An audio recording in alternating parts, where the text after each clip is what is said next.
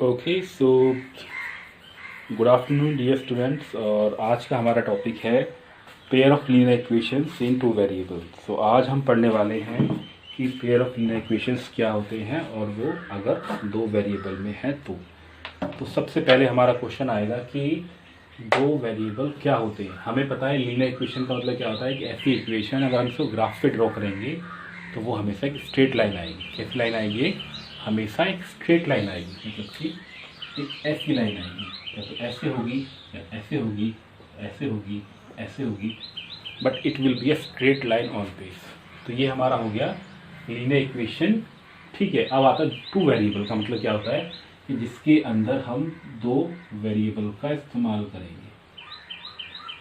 और ये जो है आपके A1, B1, C1 क्या है? आपके रियल नंबर्स हैं, यानी कि ये ऐसे नंबर होंगे कि जिनका स्क्वायर कभी भी जीरो नहीं होगा। जैसे मान लो आपका A1, B1, C1 है, तो A1 square plus B1 square कभी भी जीरो नहीं होगा, यानी इनकी कुछ ना कुछ वैल्यू जरूर होगी। ठीक है, तो अभी हमने क्या डिस्कस कर रहे हैं हम यहाँ पे कि हमारे पास में हम पेयर लेंगे। क्या लेंगे? पेयर। तो यानी ये तो एक इक्वेशन हो गई और ये आ गई हमारी दो इक्वेशन C2 इक्वल टू 0। ठीक है, तो अब ये आपका जो टाइटल है इस चैप्टर का, वो टाइटल स्टार्ट हो गया यहाँ पे पेयर, एक और दो पेयर लीनियर इक्वेशन। यानी कि आप ग्राफ बनाओगे, ग्राफ में क्या आएगी? हमेशा स्ट्रेट लाइन आएगी। क्या आएगी यहाँ पे? Straight line. तो आपने ग्राफ ड्रॉ किया स्ट्रेट, मतलब इसकी तो इसकी लाइन ऐसे आ गई पहले वाली की। ठीक है, और दूसरे वाले की जो लाइन आ गई वो मान लो आपने वो कुछ इस तरीके से आ गई। तो अगर इन्होंने यहाँ पे कट कर लिया तो यानी कि इनके बीच में इनका एक यूनिक सॉल्यूशन है। अगर ये वाला पॉइंट एक कहीं किसी पॉइंट पे कट कर रहा है, इसका मतलब कि यूनिक सॉल्यूशन। यूनिक का मतलब एक ही सॉल्यूशन आया इनका। और अगर आपने ग्राफ बनाया इस तरीके से, सर ग्राफ पे दो लाइन आ रही है, एक लाइन ऐसे आ रही है और एक लाइन ऐसे आ रही है, मैंने ये वाली लाइन तो ऐसी है और ये वाली लाइन ऐसी है, तो इसका मतलब इनके बीच में कोई भी रिलेशन नहीं आ रहा। तो क्या कर सकते हैं यहाँ पे? ये पैरेलल लाइन है, ये इंटरसेक्टिंग थी यहाँ पे। इंटरसेक्टिंग का मतलब क्या है कि ये किसी पॉइंट पे कट कर, इसका मतलब इसका एक सॉल्यूशन है। पैरेलल का मतलब कि ये कहीं भी कट नहीं कर रही है, इसका मतलब कोई सॉल्यूशन नहीं होगा। कोई सॉल्यूशन का मतलब क्या होता है कि जब हम इन दोनों इक्वेशंस को सॉल्व करेंगे तो हमें एक्स वाई की ऐसी कोई भी वैल्यू नहीं आएगी जो इन दोनों को सेटिस्फाई कर सके। लेकिन यहाँ पे एक वैल्यू एक्स वाई की आएगी जो इन इक्वेशंस को सेटिस्फाई करते हैं। इनको हम देखेंगे हम कैसे करेंगे।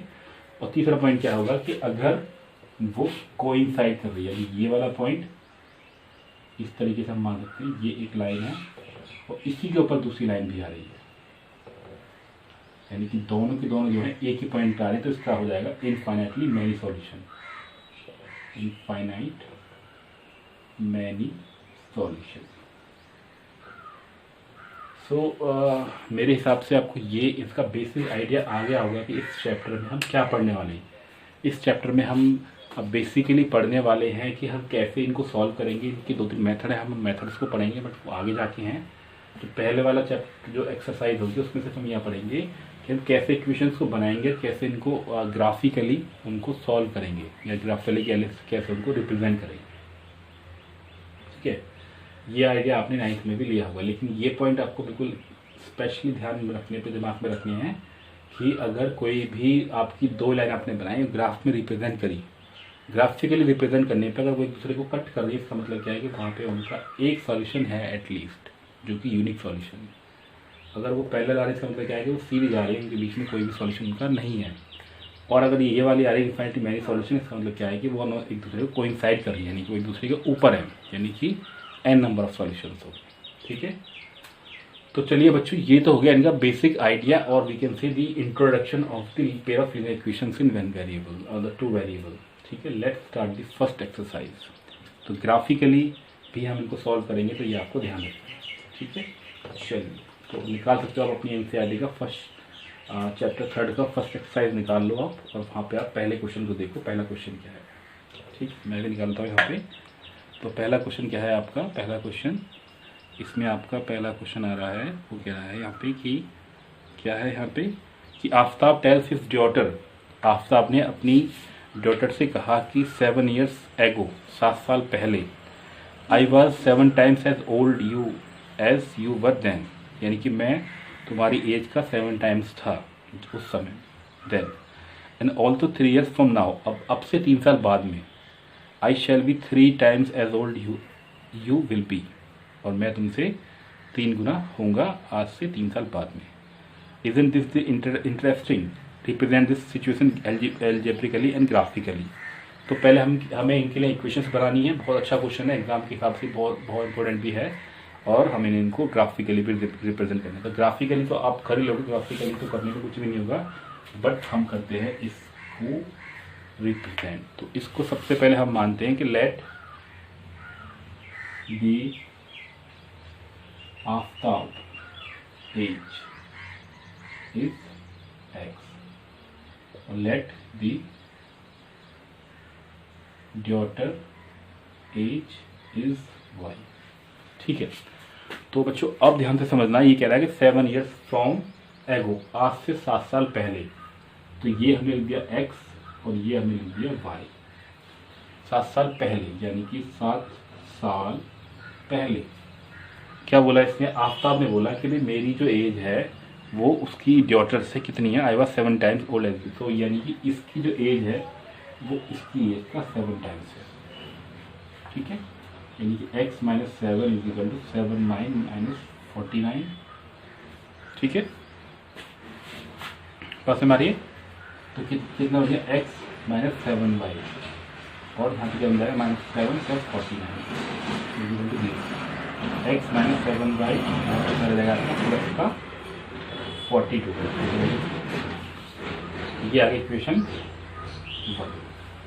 ठीक है, इसी तरीके से अगर मुझे इक्वेशन 2 निकालनी है, क्या है यहाँ पे, कंडीशन 2 लिख देते हम इसको, कंडीशन 2, और ये आपकी थी कंडीशन 1. अब क्या बोल रहा है आफ्ताब का जो फादर है, आफ्ताब जो है अपनी जो कंडीशन को क्या रिप्रेजेंट कर रहा है वो, आई शैल बी 3 times. अब उसने बोला कि आपसे 3 साल बाद में, एक्स वाई 3 साल बाद में, I shall be 3 times as old you will be, और मैं तुम्हारी एज का 3 गुना होगा. तो एक्स और +3, या फिर हम डायरेक्ट लिख सकते हैं यहाँ पे x - 3y इक्वल टू 9, या यहाँ पे इसको लिखा जाओ 3 - 9 इक्वल टू 0.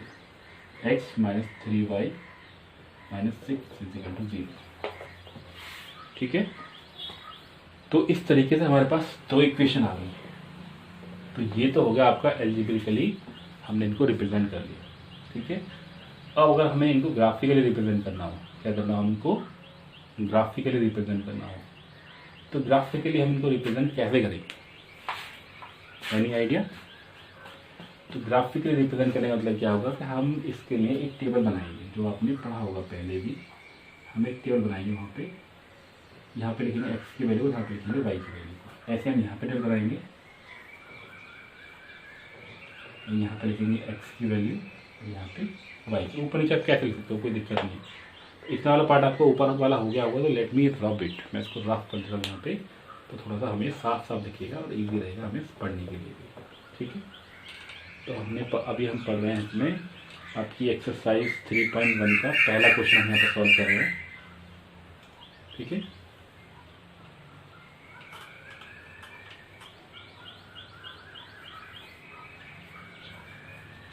तो पहली कंडीशन क्या थी हमारी कि x - 7y + 42, इक्वेशन 1 थी यहाँ पे. और दूसरी क्या थी आपकी, x - 3y और कितना था यहाँ पे, प्लस का 6 था, माइनस का 6 था, माइनस का 6 इक्वल टू 0. ठीक है, तो पहले हम इस सिचुएशन को बनाते हैं. यहाँ पे हमें क्या दे रखा है कि x - 7y + 42. तो इसके लिए हम पहले क्या लेंगे, हम x की वैल्यू को लेते हैं. इसकी वैल्यू को लेते हैं, x की वैल्यू को. चलो इसको लिखते हैं पहले.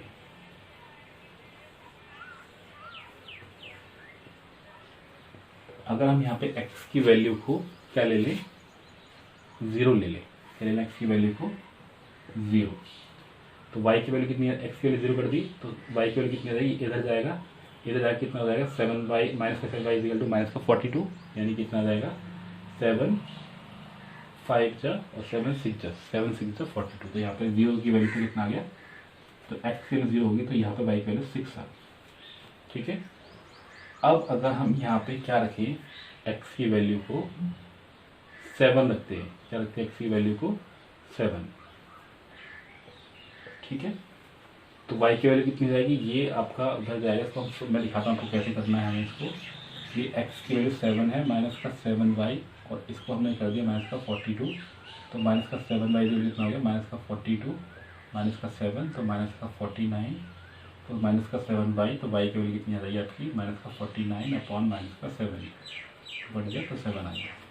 तो अगर हम 7 पुट करेंगे y की वैल्यू को तो x की वैल्यू 7 है तो y की वैल्यू भी 7 आ रही है। ठीक है, अब एक वैल्यू मतलब माइनस का 7, तो माइनस का 7 रखेंगे तो क्या आएगा आपका, माइनस का 7 रखने पे ये बढ़ जाएगा, बस प्लस का हो जाएगा, तो आपका कितना आ जाएगा यहाँ पे माइनस का 35, तो माइनस का 35 अपॉन 7 तो कितना आ जाएगा माइनस का 5 प्लस का 5। तो ये आ गई पहली वाली इक्वेशन के लिए।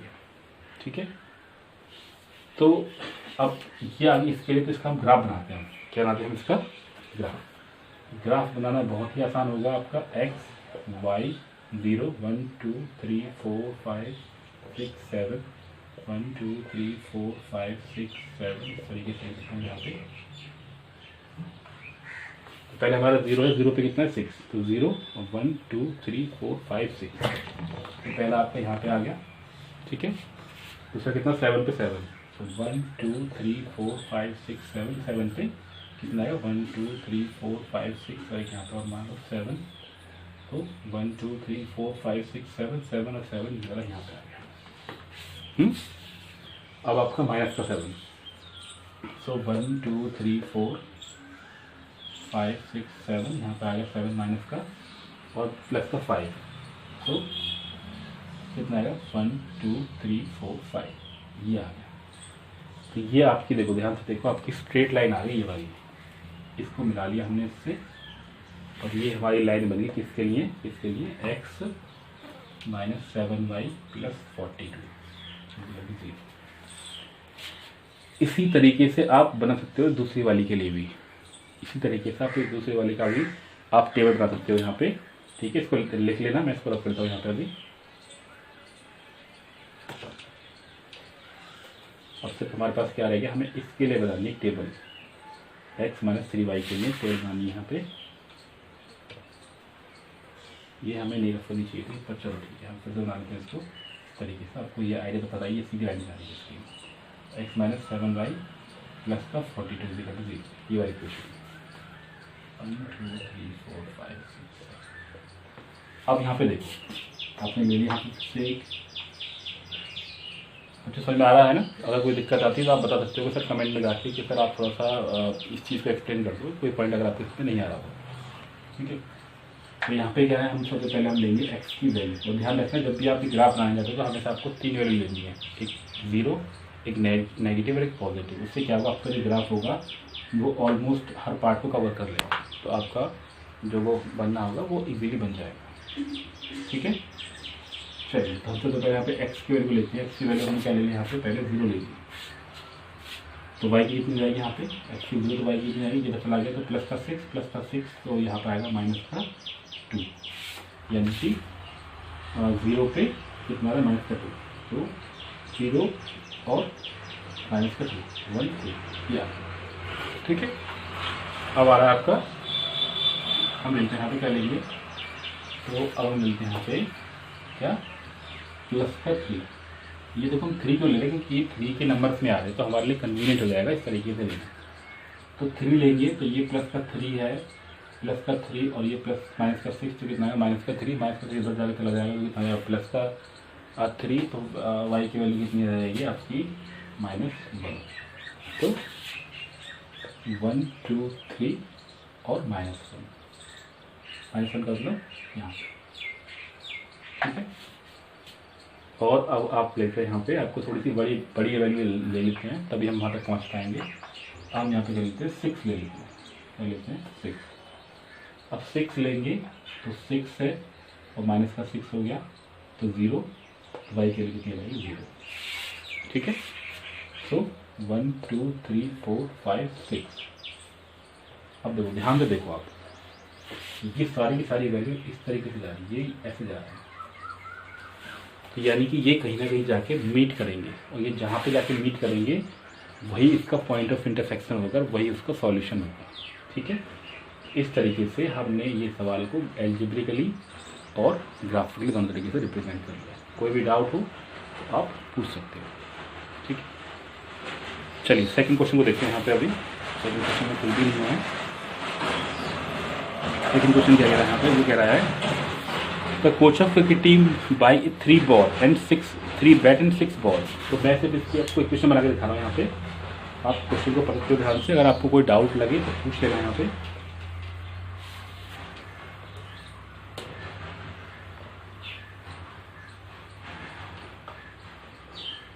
चलिए, तो ये कह रहा था coach of cricket team buy 3 bat and 6 ball for 3900, यानी कि हम बैट को मान लें एक्स, क्या मान लें, दूसरे क्वेश्चन में बैट को हम मान लें एक्स और बॉल को हम मान लें वाई।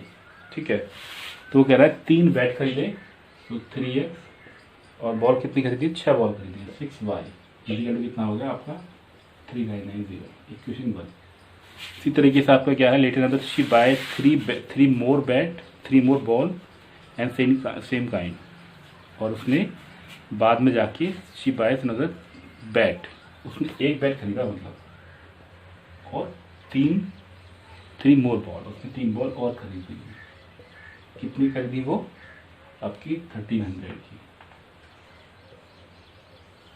अब ये कह रहा है कि भाई अब आप इसको एल्जेब्रिकली तुमने रिप्रेजेंट कर लिया, ग्राफिकली इसमें कोई दिक्कत आने वाली है भी नहीं। आप एक्स की वैल्यू पुट करो, वाई की वैल्यू पुट करो और आपका ग्राफ बन जाएगा। ठीक है, कोई डाउट हो तो मोस्ट वेलकम।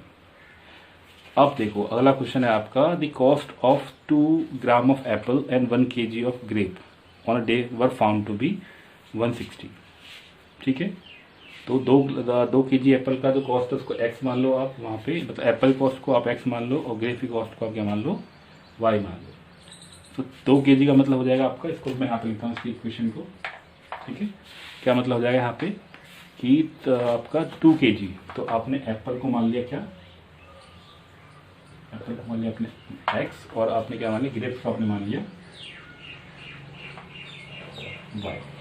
ठीक है, तो 2 किलोग्राम एप्पल हैं और कितने हैं, 1 किलोग्राम ग्रेप्स हैं, कितने हैं, उनकी कॉस्ट कितनी है यहाँ पे 160 रुपीज।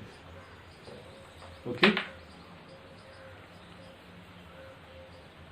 और after a month with 4 kg of Apple, तो अब 4 kg ऑफ एप्पल का मतलब कितना हो गया 4x और 2 kg ऑफ ग्राम, तो 2y, कितना हो गया आपका, कितनी कॉस्ट है 300। इतनी इजी इक्वेशन है 1 और 2, बस ये आपको सॉल्व करनी है। और दिखाना है आपको सिंपल, देखो आपको दिख भी रहा होगा, अगर इसमें कॉमन ले लो तो क्या आ जाएगा आपका, ये आ जाएगा 2x plus Y equal to 150, और इसी तरीके से यहाँ पे x plus 2y equal to 1300। तो आप इन इक्वेशंस को सॉल्व कर सकते हो आराम से, और कोई भी डाउट लगे तो आप मुझसे पूछ सकते हो। ठीक है, चलो अब हम करते हैं नेक्स्ट एक्सरसाइज को। तो नेक्स्ट एक्सरसाइज में आपको ग्राफिकली मेथड है of solution in the pair of linear equation. तो हमें इनमें अब ग्राफिकली रिप्रेजेंट करना है। ग्राफिकली जैसे मैंने आपको आइडिया दिया यहाँ पे कि 3 पॉइंट हो सकते हैं, या तो कोई लाइन किसी को इंटरसेक्ट करेगी, या वो पैरेलल होगी, या वो कोइंसाइड करेगी। ठीक है, क्या मतलब इसका, चलो लिख देते हैं इसको भी।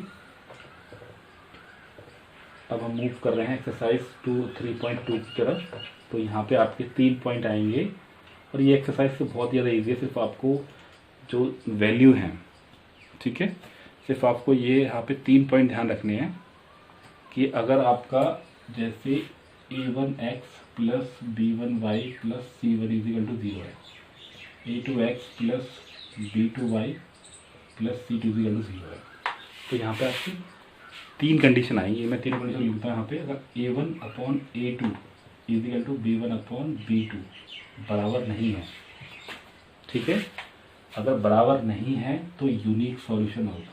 क्या होगा, यूनिक सॉल्यूशन, यानी कि सिर्फ एक ही सॉल्यूशन होगा। ठीक है, बात समझ आ रही है। अगर a1/a2 does not equal to b1/b2 तो क्या आ जाएगा आपका यूनिक सॉल्यूशन। इसी तरीके से अगर आपका a1/a2 is equal to b1/b2 is equal to c1/c2, ठीक है, अगर ये तीनों बराबर आ रहे हैं तो इसका मतलब क्या होगा, वो एक दूसरे पे कोइंसिडेंट करेंगे, कोइंसिडेंट, यानी कि वो एक दूसरे पे ऊपर लग के चलेंगे तो इनफाइनेटली मैनी सॉल्यूशन क्या होगा वहाँ पे, यहाँ पे बहुत सारे सॉल्यूशन हो जाएंगे, मैनी सॉल्यूशन। ठीक है, और यूनिक सॉल्यूशन का मतलब क्या होगा, सिर्फ एक सॉल्यूशन। यूनिक का मतलब सिर्फ एक सॉल्यूशन। और ये वाला क्या हो जाएगा आपका a1/a2 is equal to b1/b2 does not equal to c1/c2। अगर a1/a2 और b1/b2 जो है आपके वो बराबर हैं but does not equal to c1/c2, तो इसका मतलब क्या होगा, पैरेलल लाइन। अगर आपको याद हो चैप्टर की स्टार्टिंग में आपको बताया था कि इसमें लीनियर इक्वेशन टू वेरिएबल में दो ही चीज़, ये तीन चीज़ काम आती हैं कि या तो एक सॉल्यूशन होगा या बहुत सारे सॉल्यूशन होंगे या कोई भी सॉल्यूशन नहीं होगा। तो पैरेलल लाइन का मतलब क्या होगा, नो सॉल्यूशन। ठीक है, तो इस एक्सरसाइज में यानी कि 3.2 में आपको सिर्फ यही पॉइंट चेक करने हैं।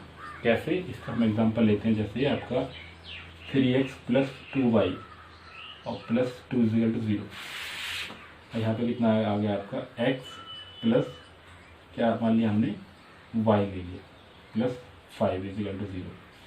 तो a1 आपका क्या 3 है और ये आपका कितना आ गया 1 और 2/1, तो 3/1 और 2/1 is not equal, that means there will be a unique solution. इसका क्या होगा, एक यूनिक सॉल्यूशन होगा। इसी तरीके से आपका a1/a2 = b1/b2 = c1/c2, यानी तीनों बराबर है। इससे क्या मतलब है आपका, जैसे x + 2y + 4 = 0, अब 2x + 4y + 8 = 0। तो अगर आप यहाँ पे ध्यान से देखो तो आपका जो ये आएगा a1 b1 c1 इनका जो रिलेशन आएगा वो कैसा आएगा, सेम आएगा। इसका मतलब कि वहाँ पे इनफाइनेटली मैनी सॉल्यूशंस होंगे। लेकिन इसका पॉइंट क्या होगा, अगर आपका x + 2y + 8 = 0, यहाँ पे क्या है आपका 2x + 4y + 9 = 0, तो ये आपका आ जाएगा पैरेलल लाइन। पैरेलल का मतलब कि वो कभी भी एक दूसरे को कोइंसिडेंट यानी कि एक दूसरे को कट नहीं करेंगी, कहीं पे मिलेंगी नहीं, तो इसका मतलब कोई सॉल्यूशन नहीं होगा। चलो quickly let's move to the 2.3। मेरे साथ कोई दिक्कत नहीं आएगी इसको करने में भी, आपको फटाफट निकालो। 3.2 देखो, पहला क्वेश्चन है यहाँ पे, form the pair of linear equations of the following problem, find their solution graphically. अब ग्राफिकली रिप्रेजेंट करने का मतलब क्या हो गया कि आपने ग्राफ में बनाया, ग्राफ में उन्होंने कट किया तो इसका मतलब सॉल्यूशन है, और आपने ग्राफ में बनाया और वो कट नहीं कर रहे हैं इसका मतलब सॉल्यूशन नहीं है। वो ग्राफ में बनाया और वो पैरेलल जा रहे हैं, इसका मतलब वो कहीं पे भी कट नहीं करेंगे। ठीक है, चलिए तो स्टार्ट करते हैं इसी बात पे।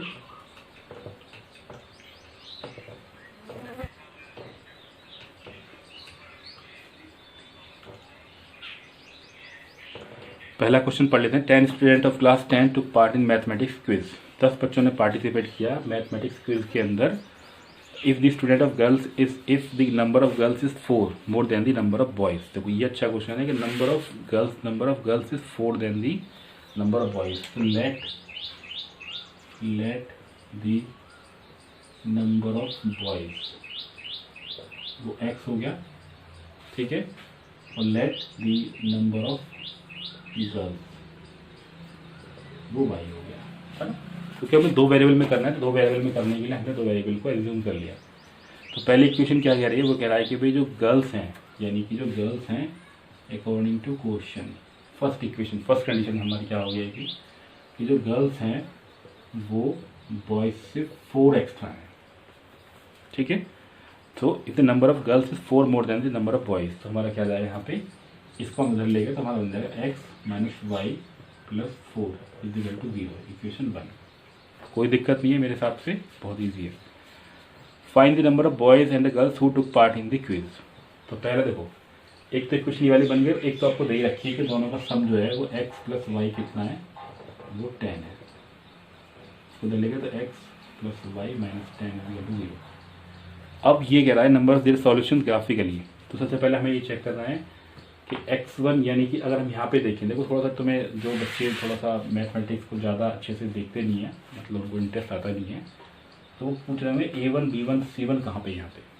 तो A1 जो है यहाँ पे वो 1 है, B1 कितना 1 है और C1 कितना 4। A1 1 है और ये B1 आपका 1 है, C2 कितना होगा आपका, तो C2 कितना होगा 10 हो गया। ठीक है, तो ग्राफिकली रिप्रेजेंट करना तो बहुत ही ईजी है मेरे हिसाब से, आपको यहाँ बताने की जरूरत नहीं है। बस आप ये देख सकते हो कि यहाँ पे आप ये चेक कर लो पहले कोई सॉल्यूशन है या नहीं है। आपने A1/A2 = B1/B2 = C1/C2 रख के देख लो। A1 की वैल्यू आपकी 1 है, A2 की वैल्यू भी आपकी 1 है, B1 की वैल्यू आपकी कितनी है, A की वैल्यू -1 है और B2 की वैल्यू कितनी है आपकी 1 है। ठीक है, और C2 की वैल्यू आपकी 4 है और यहाँ पे C1 की वैल्यू 4 है और इसकी वैल्यू -10 है। ध्यान से देखो A1/A2 is not equal to B1/B2। इसका मतलब इसके पास एक यूनिक सॉल्यूशन होगा। इस पार्ट का हम सोचेंगे नहीं, हम इसी से कंक्लूड कर लेंगे कि यूनिक सॉल्यूशन होगा। क्या होगा, यूनिक सॉल्यूशन। बाकी आप ग्राफिकली रिप्रेजेंट कर लोगे तो मेरे हिसाब से कोई दिक्कत नहीं आएगी। ठीक है, अब सेकंड क्वेश्चन है on comparing the ratios A1 B1 C1 is find out whether the representing following. हम क्वेश्चन नंबर 2 की बात कर रहे हैं। आप क्वेश्चन नंबर 2 से चलते हैं। ठीक है, क्वेश्चन नंबर 2 में क्या है, क्वेश्चन नंबर 2 कह रहा है कि कंपेयर करना है सिर्फ, क्योंकि कितना ईजी है कि आपका पहला क्वेश्चन है 5x - 4y + 8 = 0 और क्या है 7x + 6y - 9 = 0। ठीक है, मैंने ठीक उतारा ये 5x - 4y + 8 = 0 और 7x + 6y - 8 = 0। अब बताना है कि यहाँ पे इसका कोई सॉल्यूशन ये है नहीं है, पैरेलल है, कोइंसिडेंट है, जो भी कुछ आप बता सकते हो। ठीक है, A1/A2 = B1/B2 = C1/C2। आप सारी वैल्यू पुट कर लो। 5/7 और ये आपका -4/6 = आपका 8/-9। तो दिख रहा है आपको कि दोनों बराबर नहीं है। जब दोनों बराबर नहीं होंगे तो इसका मतलब क्या है, यूनिक सॉल्यूशन होगा। क्या होगा, यूनिक सॉल्यूशन।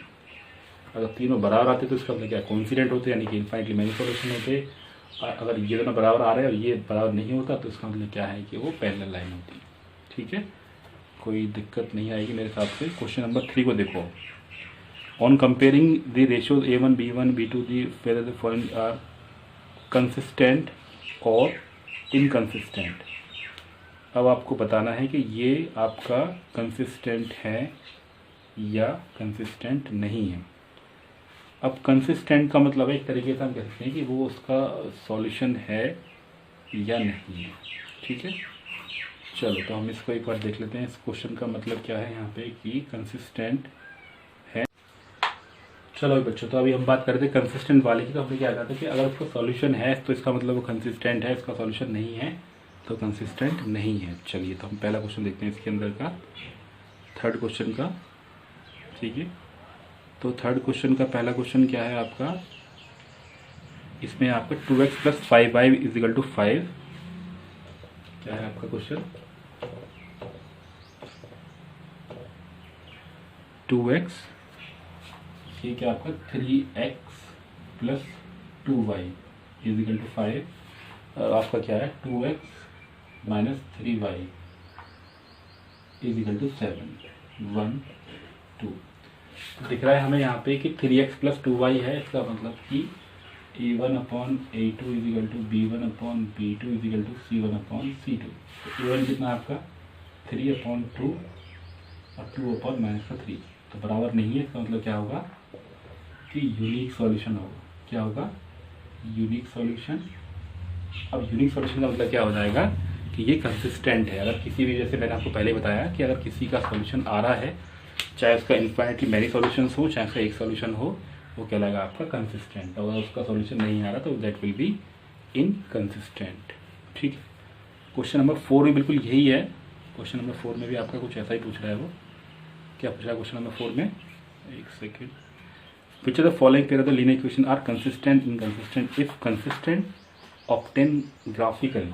अगर वो ठीक आ रहा है, इस तरीके से आ रहा है, तो आपको ये ग्राफ बनाना है। तो ग्राफ में कोई दिक्कत नहीं होगी, आप x की वैल्यू को लो और y की वैल्यू को पुट कर दो। मैंने आपको समझाया हुआ है स्टार्टिंग में चैप्टर की कि ग्राफिकली हम किस तरीके से बनाते हैं। चलिए ठीक है, तो ये आपका हो गया चैप्टर नंबर, ये एक्सरसाइज नंबर कौन सी हो गई है? चलो इसमें देखने क्वेश्चन और भी है। चलिए क्वेश्चन नंबर 5 के देखते हैं। Half the perimeter of rectangle. देखो ऐसे क्वेश्चन करने में मजा आता है, जो वर्ड प्रॉब्लम होती है इसको हम डिस्कस करते हैं। ये कह रहा है यहाँ पे half the perimeter of rectangle garden whose length is 4 more than the its width is 36। Half the perimeter of rectangle garden, तो whose length is 4 more than its width. तो विड्थ को आप मान लो x। क्वेश्चन नंबर क्या है आपका? 5। तो width को आपने मान लिया x और आप क्या मान लो? लेंथ को आप मान लो y। तो ये कह रहा है जो लेंथ है वो 4 देन द विड्थ है। तो अकॉर्डिंग टू क्वेश्चन क्या हो गया आपका? जो लेंथ है वो विड्थ से 4 एक्स्ट्रा है, ठीक है। And is 36 half the perimeter of rectangle garden. अच्छा, तो ये कह रहा है half the perimeter of rectangle garden, parameter का हाफ। तो पैरामीटर क्या होता है? अगर ये देखो ये हमारी आ गई, अगर हम इसको किस तरीके से लिख सकते हैं हम यहाँ पे कि जो लेंथ है, लेंथ आपकी y है और विड्थ कितनी रहेगी आपकी, मतलब लेंथ जो है वो क्या होगी? ये होगी। y क्या है? x+4 है। Okay, so it's more than width is 36 metre. Find the dimensions of the garden. तो इसकी हमें डायमेंशंस निकालनी है, ठीक है। क्वेश्चन समझ में आ गया आपको कि ये कह रहा है यहाँ पे अगर मैं इसी इक्वेशन को यूज़ कर लूँ, इस वाली को, इसके हिसाब से क्या होगा? y minus x is equal to 4। एक तो ये वाली आ गई। अब लेंथ हमने मानी x, y हमने मानी है ये वाली, तो पैरामीटर क्या हो जाएगा? 2 इंटू एक्स प्लस वाई होता है पैरामीटर। अब पैरामीटर का हाफ दे रखा है आपको 36। पैरामीटर का हाफ यानी कि x प्लस वाई p/2 की रखा है आपको 36। दस में आ रही है, तो बन गई इक्वेशन बस यहाँ पे x plus y is equal to 36। Equation 2 दोनों को सॉल्व कर दो, ग्राफिकली कर दो, चाहे कैसे भी कर दो। अगर ग्राफिकली पूछ रहा है ग्राफिकली कर दो, ठीक है। जहाँ इंटरसेक्ट करेंगी तो वही इसका सॉल्यूशन होगा, ठीक है। कोई दिक्कत लगे, कोई डाउट लगे, कोई परेशानी आए तो कमेंट में जाके आप इसको लिख सकते हो, बट मेरे हिसाब से कोई दिक्कत आने वाली नहीं है, ठीक है। क्वेश्चन नंबर 6 है given the linear equation 2x plus 3y minus 8 is equal to 0। Right another linear equation in two variable such that the geometrically representation of the so form is intersecting. Intersecting का मतलब क्या होता है कि a1/a2 और b1/b2 बराबर नहीं आने चाहिए। तो ये तो बहुत सिंपल है, अगर आप थोड़ा सा लॉजिक लगाओगे तो आप इसको कर सकते हैं आराम से, सिंपल है ना। चलिए अब क्वेश्चन नंबर 7 है draw the graph of the equation determine the coordinate of the vertex of the triangle form by these lines and x and shade of the triangle region. तो कुछ नहीं बनाना आपको, कुछ ऐसा होगा यहाँ पे, मैं बताता हूँ आपको। जब आप इसका ग्राफ बनाओगे तो ग्राफ के मिलने से आपका एक ट्राइंगल सा फॉर्म होगा। क्या फॉर्म होगा? एक ट्राइंगल जैसा, यानी कुछ ऐसा होगा जैसे कि आपका ये है, आप ये बना रहे हो, ठीक है। एक लाइन मान लो ये वाली आ गई और एक लाइन ऐसी कुछ आ गई, तो ये आपका ट्राइंगल बन गया।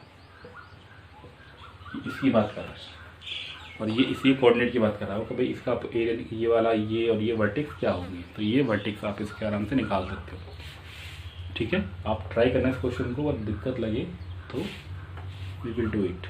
आप कमेंट में रख सकते इसको ना, हम इसको सॉल्व कर लेंगे। इसमें कुछ है नहीं, बहुत सिंपल था। चलिए भाई अब आपकी आती है एक्सरसाइज 3.3। हम कौन सी पे चल रहे हैं? 3.3 पे। Let's start that. चलो बच्चों, अब हम स्टार्ट करते हैं एक्सरसाइज 3.3 को। 3.3 में क्या है आपका, इसमें ये कह रहा है कि आपको एक मेथड है जिसको हम बोलते हैं सब्स्टिट्यूशन मेथड। क्या बोलते हैं इसको? Substitution method. उसका आपको इस्तेमाल करके वैल्यूज़ को निकालना है, एक्स और वाई की वैल्यू को। ठीक है, तो चलिए ठीक है, हम पहले लिखते हैं यहाँ पे पहली वाली वैल्यू जो है आपका पहला क्वेश्चन का x plus y is equal to 14, और दूसरा क्या है आपका x minus y is equal to 4। तो आपको इन दोनों का इस्तेमाल करके निकालना है किसकी वैल्यू, एक्स और वाई की वैल्यू को ऑब्टेन करना है। ठीक है, तो हम क्या करेंगे यहाँ पे, हम सबसे पहले इस मेथड का नाम है सब्स्टिट्यूशन मेथड। तो हम क्या करेंगे, सब्स्टिट्यूशन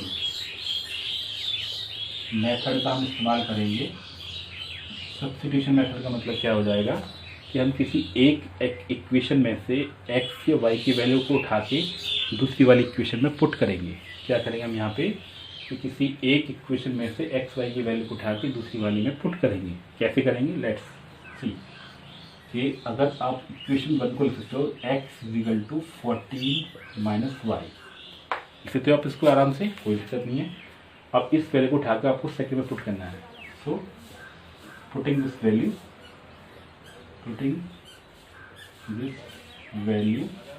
इन इक्वेशन 2, एक्स के प्लेस पर क्या रखना है, 14 minus y. 14 minus y minus y is equal to 4।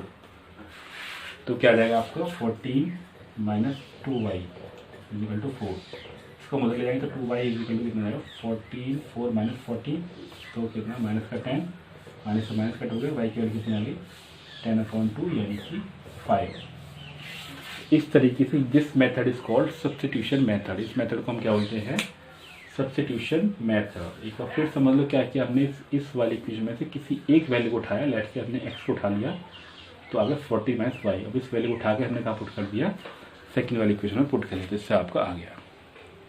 ठीक है, बाकी सारे क्वेश्चंस भी इजी हैं, कोई दिक्कत नहीं आएगी। अगर आपको आती है तो प्लीज़ लेट मी नो। एक क्वेश्चन और सॉल्व कर लेते हैं क्योंकि काफ़ी सारे क्वेश्चन हैं यहाँ पे। सो let's try the second question try करें या थर्ड करें या फोर्थ, फिफ्थ करते हैं। इसमें रूट है तो रूट को देखने में देख के आपको थोड़ा सा डर लग रहा होगा। So let's try the root वाला क्वेश्चन। ठीक है, तो अभी हम कर रहे हैं यहाँ पे आपकी एक्सरसाइज 3.3 का, एक्सरसाइज 3.3 का पहले का हम कौन सा कर रहे हैं, यहाँ पे फिफ्थ कर रहे हैं। क्या क्वेश्चन है, ये है आपका रूट 2x प्लस क्या है आपका root 3y is equal to 0।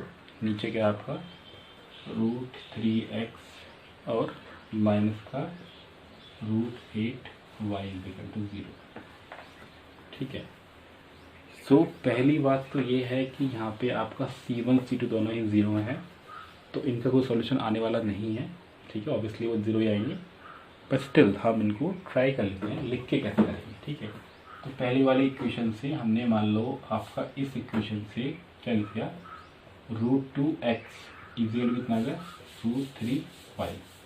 अब रूट 2x इजिकल यानी x की वैल्यू कितनी आ गई root 3 on root 2y minus का। अब ये वैल्यू उठा के हम रखनी है इस वाली इक्वेशन में, आपकी सेकंड वाली में। तो root 3 into root 3 upon root 2 minus में, और कितना आएगा y minus root 8 y equal to 0। ठीक है, तो रूट 3 कितना आ गया आपका 3 आ गया, तो माइनस का 3, और इसको हमने कर दिया रैशनलाइज, तो रूट 2 अपॉन 2 आ जाएगा। ये कितना आपका रूट 8 का मतलब कितना होता है 2 रूट 2 y इक्वल टू 0। तो कितना आ गया आपका 3 रूट 2 अपॉन 2, और ये आपका कितना गया 2 रूट 2 अपॉन y। ठीक है, तो क्या कर लेते हैं यहाँ पे, इसको इधर ले गए तो कितना गया माइनस का 3 upon 2 root 2 y equal to plus का 2 रूट 2 y। ऑब्वियसली यहाँ पे सारे कट हो गए और y की वैल्यू 0 हो गई। मतलब इसको हमें सॉल्व करने की जरूरत भी नहीं है, क्योंकि हम इसको देखें y कॉमन लेंगे, y कॉमन लेकर तो सारा कुछ लेके जाएंगे, उधर कुछ है ही नहीं अपॉन करने के लिए, तो ऑब्वियसली सारा कुछ 0 आ जाएगा। ठीक है, तो इस तरीके से हमने वाला क्वेश्चन सॉल्व कर लिया। कोई दिक्कत नहीं है मेरे हिसाब से। अब चलते हैं यहाँ पे हम कुछ वर्ड प्रॉब्लम देखेंगे, कि तो सब बेसिक से क्वेश्चन थे यहाँ पे, इन्हें करने में कुछ भी नहीं है। क्वेश्चन नंबर 2 है, solve 2x plus 3y is equal 11 और 2x minus 4y is equal to minus का 12 and hence find the value of m। ये चलो इसको कर लेते हैं, ऐसे कुछ है नहीं इसके अंदर, बस स्टिल हम इसको कर लेते हैं। ठीक है, तो इसमें हमारा अभी हम क्या करने वाले हैं, हम दूसरा क्वेश्चन कर रहे हैं इसका। दूसरा क्वेश्चन क्या है यहाँ पे, दूसरे का दूसरा ही 3.3 का दूसरा क्वेश्चन कर रहे हैं। 3.3 का दूसरा क्वेश्चन क्या है यहाँ पे, कि 2x plus 3y is equal to 11 और दूसरा क्या है आपका 2x minus 4y is equal to 24। और हमें वैल्यू फाइंड करनी है जिसकी, हमें वैल्यू फाइंड करनी है कि y is equal to mx plus 3, y is equal to mx plus 3, हमें इसकी वैल्यू फाइंड करनी है। तो क्या करेंगे हम यहाँ पे, किसी एक की वैल्यू को उठाएंगे ऑब्वियसली। तो लेट से हम इसकी वैल्यू उठाते हैं 2x की वैल्यू को, तो 2x की वैल्यू कितना होगा 11 माइनस 3y। तो हम इसको सब्स्टिट्यूट कर रहे हैं, इसलिए हम इसको बोलते हैं सब्स्टिट्यूशन मेथड। ठीक है, तो 2x की वैल्यू कितनी आ गई यहाँ पे 11 माइनस 3y, तो कितना आ जाएगा यहाँ पे, अब 2x के उठा के यहाँ पे रख लेते हैं, तो 11 माइनस का 3y माइनस का 4y इज इक्वल टू 24। ठीक है, तो क्या किया हमने यहाँ पे, पहले वाले इक्वेशन से 2x की वैल्यू उठा के सेकेंड इक्वेशन में पुट कर दिया। तो कितना हो जाएगा, माइनस का 7y is equal to 24 minus 11। तो कितना बन जाएगी, कितना आ जाएगा यहाँ पे, y की वैल्यू कितनी आ जाएगी 20 यानी कि 30, तो y की वैल्यू कितनी होगी माइनस का 13/7। ठीक है, एक बार चेक कर लेते हैं हमने करा क्या है यहाँ पे, कि हमने इसकी वैल्यू उठा के यहाँ पर रख दिया। ठीक है, तो इस 11 माइनस 3y माइनस का 3y और ये माइनस का 7y हो गया, 13 माइनस 11 हो गया, तो 13 आ गया ना। चलिए ओके, तो उसकी आगे y की वैल्यू हम निकालते हैं x की वैल्यू। अब x की वैल्यू क्या जाएगी, हम इसको उठा ले देते हैं, किसमें इक्वेशन बन रहा है। तो 2x प्लस 3 इंटू माइनस का 13/7 इंटू 11, तो 2x की वैल्यू कितना जाएगा यहाँ पे माइनस का 39/7 इज इक्वल टू 11।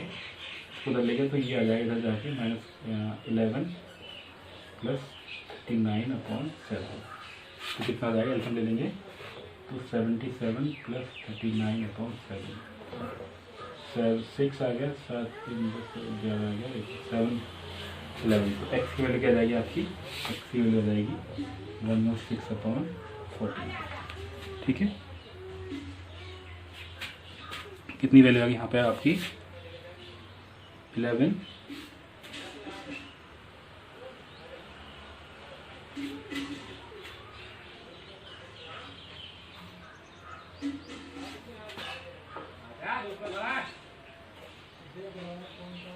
ओके। इसको लगता है क्वेश्चन को हमने गलत ला लिया यहाँ पे, ये माइनस का 24 है नहीं, तो ये माइनस का 24 आ गया, माइनस का 24 होने के बाद में माइनस का 24 हो गया, तो ये आ जाएगा आपका कितना 35, माइनस का 35 का मतलब कितना हो जाएगा आपका, माइनस का माइनस कट जाएगा, आपकी वाई की वैल्यू कितनी आ जाएगी सिर्फ 5। चलो ठीक है, कोई बात नहीं, जब आप क्वेश्चन ट्राई करोगे तो ऐसा होता रहता है, कोई दिक्कत नहीं है। हम क्वेश्चन गलत उतार लिया इसीलिए ऐसा हो गया। तो y की वैल्यू कितनी आ गई आपकी 5 आ गई, y की वैल्यू 5 आ गई, तो आपकी x की वैल्यू कितनी जाएगी 2x plus 15 is equal to 11 हो जाएगा। तो 2x की वैल्यू कितना हो गया आपका 11 माइनस 15 यानी माइनस का 4, x की वैल्यू कितनी जाएगी आपकी माइनस का 2, x की वैल्यू कितनी जाएगी आपकी माइनस का 2। तो y की वैल्यू 5 आ गई, तो x की वैल्यू आपकी आ गई माइनस का 2, दोनों की वैल्यू उठा के यहाँ पुट कर लेते हैं। सो it was very easy question, but sometimes if you write wrong question, so you might stuck somewhere, but everything is fine so far. So 5 और यहाँ पे कितना आ गया x, m की वैल्यू में निकालनी है, x की वैल्यू आपकी माइनस की 2 है और ये आपका 3 हो गया, तो कितना हो जाएगा आपका 5 माइनस का 3 यानी कि 2 equal to m, 2m, m की वैल्यू कितनी आ गई आपकी माइनस का 1, m की वैल्यू कितनी आ गई माइनस का 1। ठीक है, चलिए तो ये हमने कर लिया आपका सेकंड क्वेश्चन। अब हम देखते हैं यहाँ पे क्वेश्चन है आपके वर्ड प्रॉब्लम आ गई थोड़ी सी, तो ज़्यादा क्वेश्चन नहीं है, हम कर लेते हैं यहाँ पे। आपको जो भी क्वेश्चन पूछना आप कमेंट में रख लेना, लेकिन हम अभी फ़िलहाल जो हैं आपके 1 2 3 4 5 6 क्वेश्चन हैं, तो हम इसमें से 2 क्वेश्चन करेंगे सिर्फ, ठीक है। अगर आपको कोई स्पेसिफिक क्वेश्चन सॉल्व करवाना हो तो आप बता देना, लेकिन मैं यहाँ पे आपका करते हैं पहला क्वेश्चन करते हैं। यहाँ पे पहला नहीं करेंगे तो बहुत ईजी है, दूसरा भी large of the 2 complementary angles, ये बहुत सिंपल क्वेश्चन है। The coach of cricket team buy 7 bat and 6 ball, ये बहुत ईजी है। The taxi charge city consist of a fix charge together with the charge of the distance covered by the distance of 10 kilometre. ये वाला हम कर लेते हैं ना, ये अच्छा क्वेश्चन है, ठीक है। चलिए पहले तो क्वेश्चन 3 क्वेश्चन बहुत ईजी है, तो हम उनको डिस्कस नहीं कर रहे हैं, लेकिन हम करने वाले हैं तो क्वेश्चन नंबर 4 को। पहले इस क्वेश्चन को पढ़ते हैं अच्छे तरीके से। क्वेश्चन नंबर 4 क्या है? क्वेश्चन नंबर 4 ये कह रहा है the taxi in a city consist of the fix charge. तो फिक्स चार्ज को हमने एक्स मान लिया। क्या मान लिया हमने? फिक्स चार्ज को। फिक्स चार्ज है आपका, वो है एक्स, ठीक है। और जो आपका वेरिएबल है ना, fix charge with the charge on the distance covered by the distance of 10 kilometre. Fix charge together with the charge of distance covered, है ना। दूसरा क्या है आपका?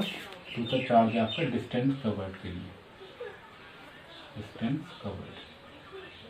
चलिए तो अब क्वेश्चन की वो बात पढ़ लेते हैं। यहाँ पे क्या कह रहा है? For distance of 10 kilometre the charge paid is 105, ठीक है।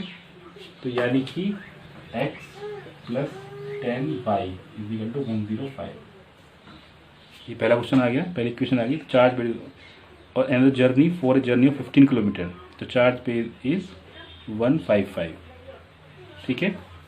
तो दूसरा क्या होगा आपका? x plus 15y equal to 155। अभी कह रहा है कि what is the fix charge and the charge per kilometre. तो ये आपका क्या आएगा? चार्ज पर किलोमीटर हो जाएगा। ये जो दूसरा वाला हमने लिया है, ये वाला क्या, हम इसको क्या कह देंगे? डिस्टेंस कवर्ड, ये हम क्या बोल देंगे इसको? Charge per kilometre. अभी ये आपका हम मल्टीप्लाई कर पाएंगे, चार्ज पर किलोमीटर, ठीक है। How does a person have to pay for the travelling distance of 25 kilometre. 25 kilometre आएगी तो फिर इसी वैल्यू में पुट करके हम उसको निकाल सकते हैं, है ना। हम x निकाल देंगे और फिर 25y, तो उससे आपका टोटल आ जाएगा। आपको दिक्कत नहीं है इसमें? हम एक की वैल्यू उठा के इसमें रख देंगे तो कोई दिक्कत नहीं आएगी, ठीक है। आप चाहो तो ट्राई कर सकते हो यहाँ पे। अगर आप ये चाहते हो सर आप बताओ यहाँ पे, तो हम इसको भी लिख लेते हैं यहाँ पे, कोई समस्या वाली बात नहीं है। कैसे करेंगे यहाँ पे? सबसे पहले हम इसमें, हमने जैसे आपको बताया भी कि किसी एक की वैल्यू उठाओ और यहाँ पर रख दो। तो क्या करेंगे? x की वैल्यू क्या है? 105 माइनस 10y, इसको उठा के यहाँ पर रखते हैं। तो 105 minus 10y plus 15y equal to 155। तो कितना है? इसको उधर ले गए तो कितना होगा? यहाँ पे कितना रहेगा आपका?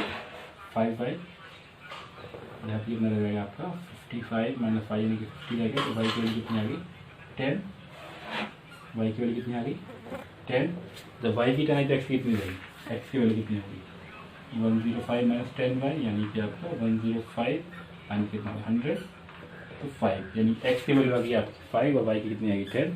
तो 25 के लिए कितना जाएगा? x प्लस 25y, तो यानी कि 5 प्लस 125। तो y की वैल्यू कितनी है आपकी? 10 है तो 250, कितना आ गया? 255, ठीक है। ये क्वेश्चन आपका आ गया, यहाँ पे पूरा सॉल्व हो गया, कोई दिक्कत नहीं है यहाँ पे।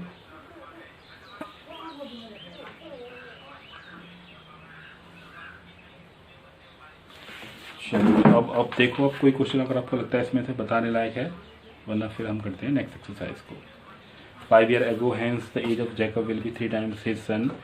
5 years ago the Jacob was 7 times as the old son. बहुत अच्छा क्वेश्चन है, बहुत इजी भी है। अगर आप चाहो तो इसको आप कर सकते हो। मैं सिर्फ इसकी क्वेश्चन बना दिखाता हूँ आपको, बाकी आप सॉल्व कर लेना इसको।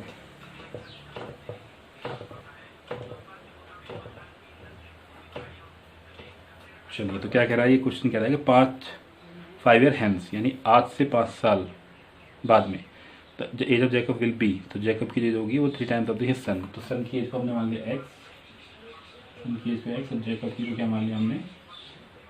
y, ठीक है। तो ये कह रहा है कि 5 years hence आज से 5 साल बाद में जैकब, तो जो जैकब है वो अपने सन से 5 साल बाद में क्या होगा 3 डैश, तो वो क्या हो जाएगा इसका 3 गुना। 5 years एगो, 5 साल पहले, ये इक्वेशन 1 आ जाएगी, यानी कि y minus 3x is equal to 15, यानी कि कितना आएगा आपको 10। क्वेश्चन बना है ना। दूसरी क्वेश्चन है आपका, दूसरा इक्वेशन क्या है, इक्वेशन है जेकब एज वाज 7 टाइम्स, 5 साल पहले, यानी कि अब हमने 5 साल दोनों में से सब्ट्रैक्ट कर दिया। 5 साल पहले जेकब की कितनी थी, जेकब वाज 7 टाइम्स, तो वो अपनी सन से 7 टाइम्स था, तो y minus 5 equal to 7x minus 35, तो y minus 7x is equal to कितना आएगा, बढ़ जाएगा आपका कितना रहेगा माइनस का 30। इक्वेशन 2 सॉल्व कर लेना, कोई दिक्कत नहीं आएगी, और अगर दिक्कत आती है तो you are most welcome to put your question on the comment section. ठीक है, तो हमारी क्या बन गई इक्वेशन, यहाँ पे हमारी इक्वेशन बन गई यहाँ पे x is equal to 3y plus 10, कोई दिक्कत नहीं है, बिल्कुल ठीक है। और ठीक है, चलिए, तो इस तरीके से हमने अभी पढ़ ली एक्सरसाइज 3.3 पढ़ ली। अब हम पढ़ेंगे 3.4। 3.4 का भी मैं आपको थोड़ा सा आइडिया देता हूँ। यहाँ पे आइडिया क्या है कि हमें इस मेथड को हम बोलते हैं एलिमिनेशन मेथड। क्या बोलते हैं इसको, एलिमिनेशन मेथड। एलिमिनेशन का मतलब क्या हो जाएगा कि आपको कोई वैल्यू को एलिमिनेट करना होगा। अब कैसे एलिमिनेट करेंगे उस चीज़ को हम देख लेते हैं यहाँ पे। ठीक है, चलिए 1 मिनट में निकालता हूँ एक्सरसाइज को, इस एक्सरसाइज 3.3 को। 3.4 पर पहुँच गए अभी हम।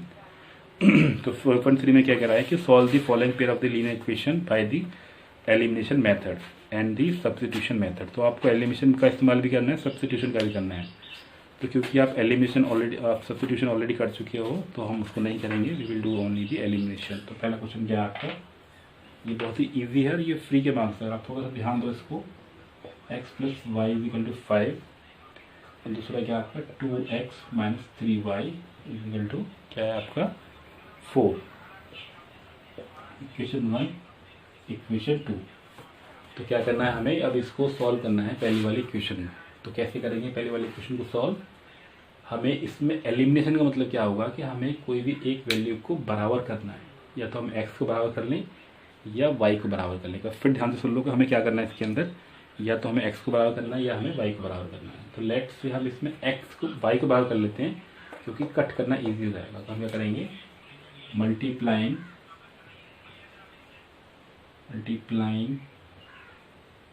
The equation 1 by 3। So 3x plus 3y equal to 15, और 2x minus 3y equal to 4। क्या करेंगे, दोनों को ऐड कर देंगे तो ऑब्वियसली कट हो जाएगा। यहाँ पे कितना है 5x इजिकल टू 19। ठीक है, x की वैल्यू कितनी आ गई 19/4। ठीक है, सही कहा हमने। 3x हाँ, तो कितनी आ गई आपकी वैल्यू, आ गई आपकी 19/4, 19/5, 4 ले लेंगे, 5 है, ये 5 आ गई। अब इसकी वैल्यू उठा के वहाँ पर रख लेंगे, तो y की वैल्यू कितनी आ जाएगी आपकी, y की वैल्यू क्या हो जाएगी, y क्या होगा 5 माइनस एक्स, तो 5 माइनस 19/5 यानी कि 25/19/5, यानी कि कितना हो गया 6/5। ये आपकी दो वैल्यू आ गई। ठीक है, बहुत इजी मेथड है, इसमें कुछ भी नहीं है। एलिमिनेशन तो और भी इजी, सिर्फ करना है कि आपको ध्यान रखना है तो पहले वाले में आपको इसका मल्टीप्लाई करना है, ताकि आप उसको कैंसिल आउट कर सकें।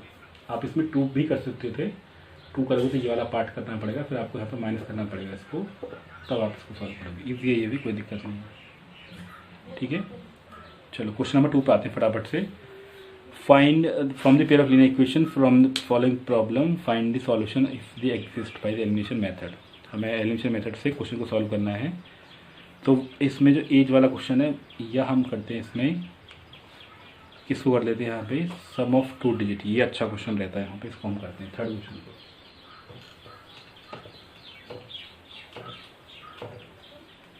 ठीक है, थर्ड क्वेश्चन में क्या है कि आपका ये कह रहा है कि मीना, ये नहीं, ये the sum of the digit of a 2 digit number is 9।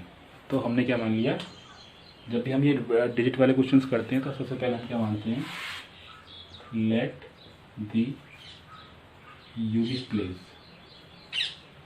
तो मान लिया हमने x और 10th प्लेस को हमने क्या मान लिया y। तो नंबर क्या बन जाएगा हमारा, नंबर बन जाएगा आपका 10y प्लस x। जैसे कि 52 होता है तो 52 में क्या है आपका यूनिट प्लेस क्या है आपका 2 है, 10th प्लेस क्या है आपका 5। तो हमने क्या किया 10 इंटू 5 प्लस 2 बनाया तो 52 बन गया। इस तरीके से ऐसे हमारा ये नंबर आ गया। तो क्वेश्चन में कह रहा है कि sum of the two digit number is 6। तो दोनों का सम जो है x प्लस वाई कितना है वो 9 है। क्वेश्चन फर्स्ट, ठीक है, कोई दिक्कत नहीं है। अब दूसरी कंडीशन में ये कह रहा है कि द 9 टाइम्स द नंबर, क्या कह रहा है यहाँ पे 9 टाइम्स द नंबर इज, इसका 9 times of the number is twice the number obtain by reversing the order. हमने इस ऑर्डर को रिवर्स कर दिया यानी कि 10x प्लस वाई कर दिया, ठीक है। ये आता है यहाँ पे फाइंड द नंबर, फटाफट से कर लेते हैं इसको। हम क्वेश्चन करेंगे क्या है यहाँ पे 90y plus 9x is equal to 20x plus 2y। सबको उधर ले आएंगे इस तरफ ही, तो कितना होगा ये, इसको हम इधर लेके आए तो बन गया 88y और ये कितना बन जाएगा आपको यहाँ पे माइनस का 11x इजिकल टू 0। 11 कॉमन ले लेते हैं, यहाँ पे कितना रहेगा 8y minus x is equal to 0 यानी कि x इजिकल टू 8y। अब आप चाहो तो इसमें एलिमिनेशन का इस्तेमाल कर लो या आप इसको नॉर्मल तरीके से इस्तेमाल कर लो। कैसे कर सकते हैं यहाँ पे, हम इसको ऐसे लिखा देते हैं यहाँ पे कि x minus 8y is equal to 0। कोई फर्क नहीं पड़ेगा, माइनस साइन से मल्टीप्लाई कर देंगे तो वैल्यू सेम ही रहेगी। ये आपको पता होगा, इसके बारे में नहीं हो पता होगा तो आप इसको कर सकते हो। पहले वाली कंडीशन, पहले वाले क्वेश्चन में हम करते हैं किससे मल्टीप्लाई करते हैं। यहाँ पे क्वेश्चन कह रहा है, अभी क्या पढ़ लेते हैं यहाँ पे, हमने कुछ गलत हो लिख लिया यहाँ पे। चलिए, तो हमने पहले वाले में 8 से मल्टीप्लाई कर दी, यहाँ पे इस वाले में इससे मल्टीप्लाई कर दी 8 से, 8x प्लस 8y ये भी लग जाएगा 72। कट किया, ये कट होगा यहाँ पे 9x आ गया कितना आपका 72। तो x की वैल्यू कितनी आ जाएगी आपकी 8। अब x की वैल्यू जाएगी तो y की कितनी आ जाएगी, y आएगी आपकी 9 माइनस 8 यानी कि 1। और y आ गया 1, x आ गया 8। तो आपका नंबर क्या बन जाएगा, आपका नंबर आपका बन जाएगा 10 इंटू वाई प्लस 8 यानी कि 18, ठीक है। तो we have done this question with the use of the elimination method. कौन सा क्वेश्चन था ये, हमारा थर्ड वाला क्वेश्चन, ठीक है। तो नंबर हमारा कितना आ गया 18। कोई डाउट लगे तो पूछ लेना। अब सिर्फ एक लास्ट मेथड रह गया जिसको हम बोलते हैं एलिमिनेशन मेथड, जिसको हम क्या बोलते हैं क्रॉस मल्टीप्लिकेशन मेथड। अभी क्रॉस मल्टीप्लिकेशन मेथड ही है जो सबसे अच्छा और थोड़ा सा ट्रिकी सा पार्ट रहेगा इसमें, ठीक है। चलिए फटाफट करते हैं इसको 3.5 को। बच्चों हमने थोड़ा सा स्पीड से किया है, अगर आपको लगे कि फिर स्पीड कुछ ज़्यादा है तो आप मुझे बता सकते हो। हम स्पेसिफिक टॉपिक पे भी डिस्कस कर लेंगे। आपको क्रॉस मल्टीप्लिकेशन सीखना है या आपको सिर्फ एलिमिनेशन सीखना है या आपको सब्स्टिट्यूशन ही सीखना है तो please let me know, we will do accordingly. चलिए हम बढ़ते हैं यहाँ पे फटाफट से क्रॉस मल्टीप्लिकेशन करते हैं।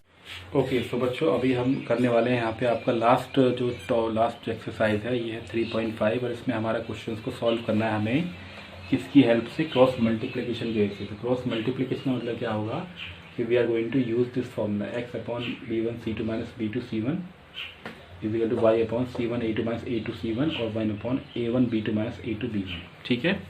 तो इस फॉर्मूले को हम यूज करने वाले हैं। Just let's go quickly solve one question. तो हम इसमें एक क्वेश्चन सॉल्व करने वाले, लेट्स सी हम दूसरे वाले को सॉल्व करेंगे। तो क्या है आपका 2x plus y minus 5 equal to 0। हम इसको ऐसे लिख सकते हैं यहाँ पे, और 3x और क्या आ जाएगा यहाँ पे plus 2y minus 8 is equal to 0। तो अब हमें यहाँ पे देखना है कि a1 की वैल्यू क्या है आपकी 2, a2 की वैल्यू क्या है 3, b1 की वैल्यू क्या है 1, b2 की वैल्यू क्या है आपकी 2, C1 की वैल्यू क्या माइनस का 5 और C2 की वैल्यू क्या माइनस का 8। कुछ नहीं करना, सिर्फ उठा के वैल्यू को पुट करना है। This method is called the cross multiplication method. तो ये हमने क्रॉस मल्टीप्लाई करके बनाया हुआ है, इसलिए हम इसको बोलते हैं क्रॉस मल्टीप्लिकेशन मेथड।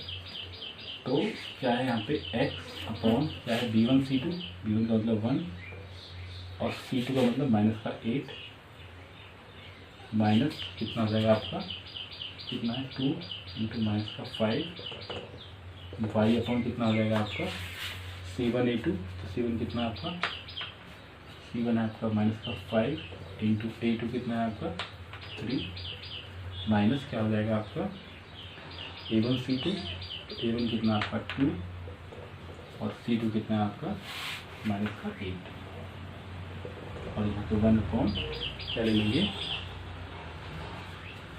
आपका हो जाएगा क्या, यहाँ पे फॉर्मूला क्या है आपका a1 b2, a1 कितना आपका 2, b2 कितना आपका 2 और a2 कितना आपका 3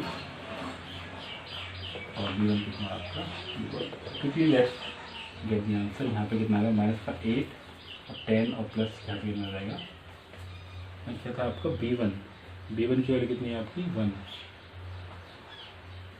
ठीक है 8 और क्या आ गया हमें प्लस का 10 equal to y upon minus का 15 प्लस 16 और यहाँ पे 1 अपॉन 4 माइनस 3, तो कितना आ जाएगा यहाँ पे x upon 2 equal to y upon 1 equal to 1 upon 1, तो x की वैल्यू आ गई 2 और y की वैल्यू आ गई 1। तो बच्चों इस तरीके से हमने ये पढ़ लिया क्रॉस मल्टीप्लिकेशन मेथड, ठीक है। अब यही मेथड आपको यूज़ करना है, यही वैल्यू आपको पुट करनी है और प्रोवाइडेड कब, कि अगर आपका सॉल्यूशन है तो, अगर सॉल्यूशन नहीं होगा तो we will not go further, हम इसको सॉल्व नहीं करेंगे, ठीक है। अब चाहो तो वर्ड प्रॉब्लम है, वर्ड प्रॉब्लम में अगर किसी को कोई दिक्कत आए तो आप पूछ सकते हो मेरे हिसाब से, बट बहुत ही ईजी वर्ड प्रॉब्लम है। जैसे पहला वाला है part of monthly hostel charge of a fix and remaining depend upon the number of days of the taken by the maths. तो ये बहुत सिंपल है कि भाई 20 दिन तक आता है, उसके बाद 1000 रुपये आएगा। आप थोड़ा दिमाग लगाओ, उसको सॉल्व कर सकते हो, पर फिर भी अगर आपको कोई डाउट लगे तो आप कमेंट में जाके लिख सकते हो कि सर ये क्वेश्चन आप मुझे बता दो, इसका आप एक वीडियो बना दो, तो हम उसके ऊपर आपको एक वीडियो बना के दे देंगे, ठीक है। थैंक यू सो मच, आपने इस वीडियो को देखा, काफ़ी लंबी रही होगी वीडियो मेरे हिसाब से, फिर भी अगर आपको अच्छी लगी हो तो लाइक सब्सक्राइब और कमेंट करना बिल्कुल भी ना भूलें, ठीक है। Thank you so much again, ठीक है, to bear this entire video for such a long time. Thank you so much. Have a nice day. Bye bye.